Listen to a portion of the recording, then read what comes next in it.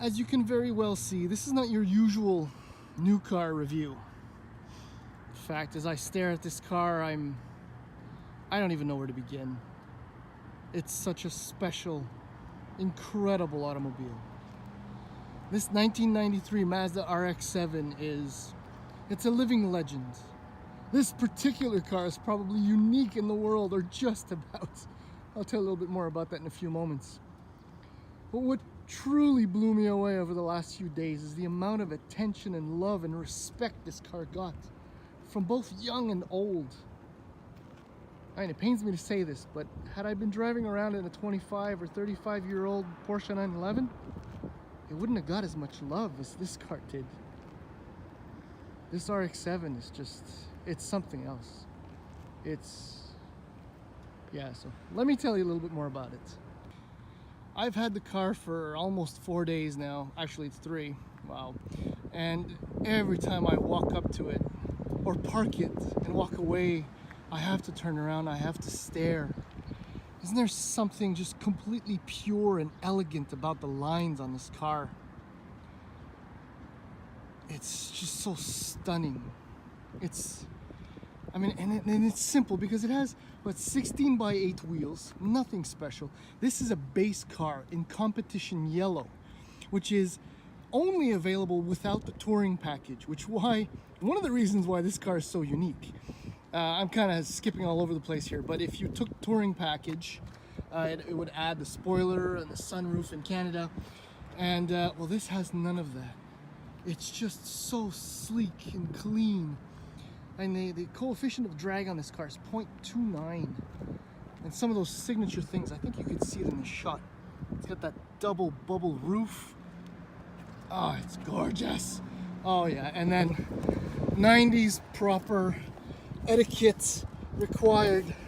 Yes, my friends, the pop-up headlights.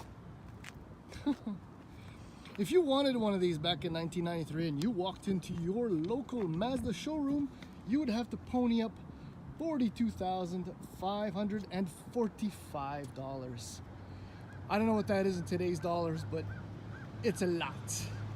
But then again, when you compare it to its competition back in the day, it varied from the final generation Supra to Stealth, Dodge Stealth that is. I don't know, I'm skipping over a whole bunch of other cars, but I don't know. I've always had a soft spot for this gorgeous, gorgeous car. What else can I tell you? Most of it is in the drive because this styling is so simple. Yeah, if you want to know a little bit more about the touring package, so I said about the spoiler and the sunroof. It included fog lights, Bose audio. Oh yeah, I'll show you that in the trunk, right? The door handle, 25 years old, kind of gets a little bit stuck. Oh, wait till I get in there. I love this old school stuff. Pull for the trunk. Right, so there's no release handle or grab, whatever. You gotta dig your fingers under there. It's so perfect. That can go a little bit higher. There's actually a fair amount of usable trunk, but who cares, right? But it was just a detail that, you know, if you want to lift it a little bit more and it's down here, you got to struggle a little bit. And well, did it close? Yes, it did. Okay, so getting on board. This base car, unlike the Touring, has cloth seats, which are actually really snug, very nice. I might as well just mention the storage. There are 2 bins behind here to complement. They're actually fairly difficult to reach, but they're actually really deep. So getting aboard, oh, look at the view. Do you see that? I wish designers would figure a way to reintegrate pop-up headlights in modern cars. I know it's not possible, but anyway, look at these beautiful gauges. And okay, wait, gotta reach in my pocket to get the key to show you why this car is so special. Do you see the mileage? That's in kilometers, my friends. That's not in miles. 31,265 kilometers. Yeah, it's got ABS brakes. Yeah, airbag, unfortunately, but that's the way it is. Love these rotor controls. They're so period correct. Doubled in audio. That was hardcore back in the day. The actual radio doesn't work, and the antenna, I think, is seized or broken because they never worked past, I don't know, a couple years. I had a bunch of Mazdas back in the day. Anyway, this is simple. This is a cockpit. These are real seats. This is a real car. It's time to go for a ride now. Oh.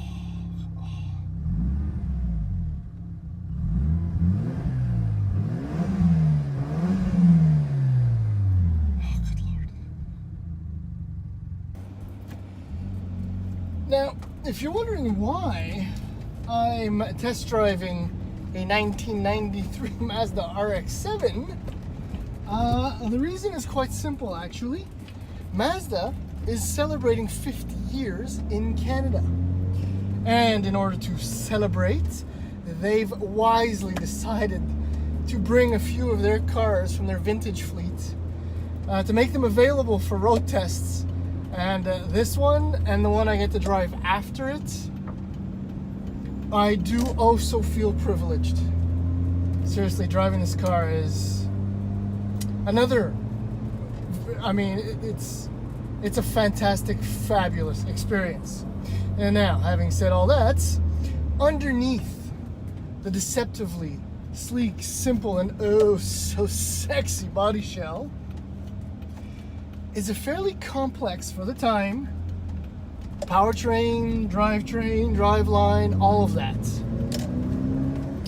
So powering this RX-7 FD generation car is the twin rotor, a 13B, twin turbocharged 1.3 liter engine, which generates 255 horsepower at 6,500 RPM and 217 pound-feet of torque at 5,000 RPM. The numbers only say half the story because it's a combination of all kinds of things, right? This car only weighs about 1,300 kilos. That's 2,800 pounds. That's nothing. The tiny little rotary engine, teeny tiny 13B, sits behind the front axle. So essentially it's a mid-front engine. The weight distribution is a perfect 50-50. The rear differential is a Torsen limited slip unit. Oh yes.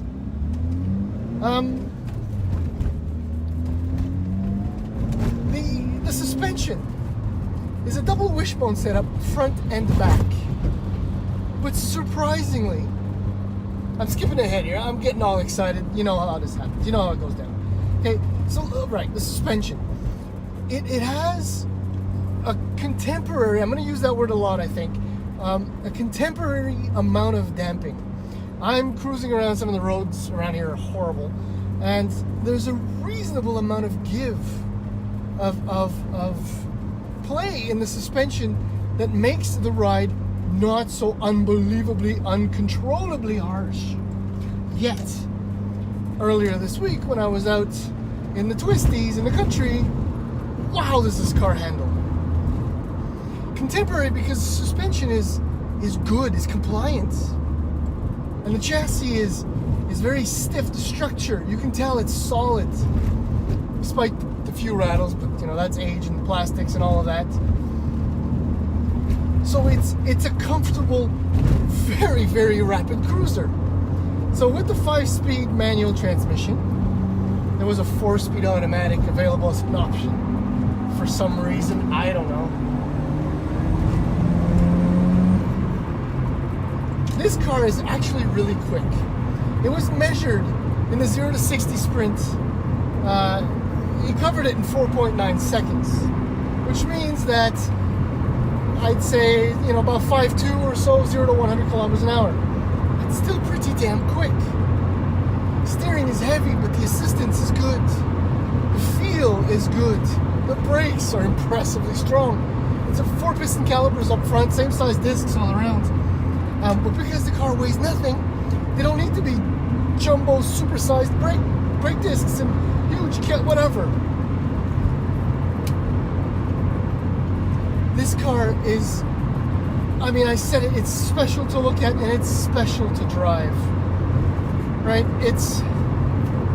You can cruise forever in this car, and you can take it autocrossing, even today, bone stock as it is.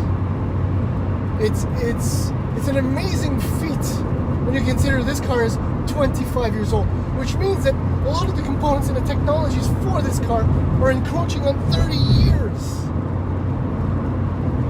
Unbelievable, unbelievable.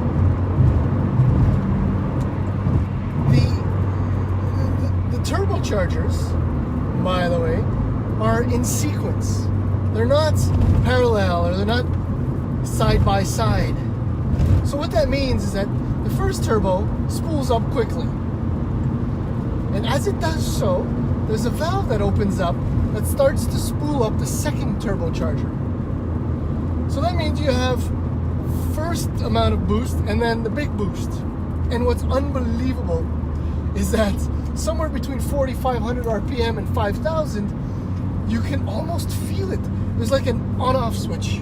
I mean, it's on and then off-on. It's incredible. It's like some kind of voodoo VTEC or something. It's amazing. And I swear to you, I mean, it's max torque at 5,000 RPM, but right around 2,000 and change, you can start feeling it to pull nicely. In second gear, dual synchros, first to third, because there's a lot of torque at low engine RPM.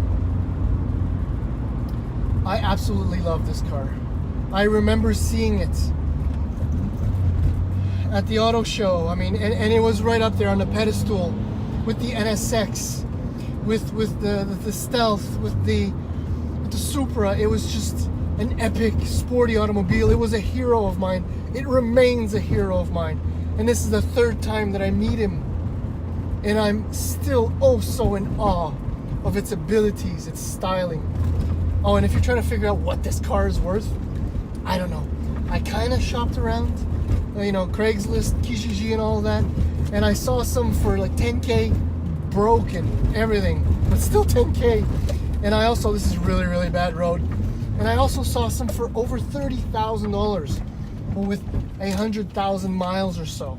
This thing has 31,000 kilometers, which works out to about 20,000 miles.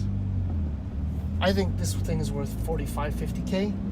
In fact, it's priceless. It's irreplaceable. This car is epic on every level.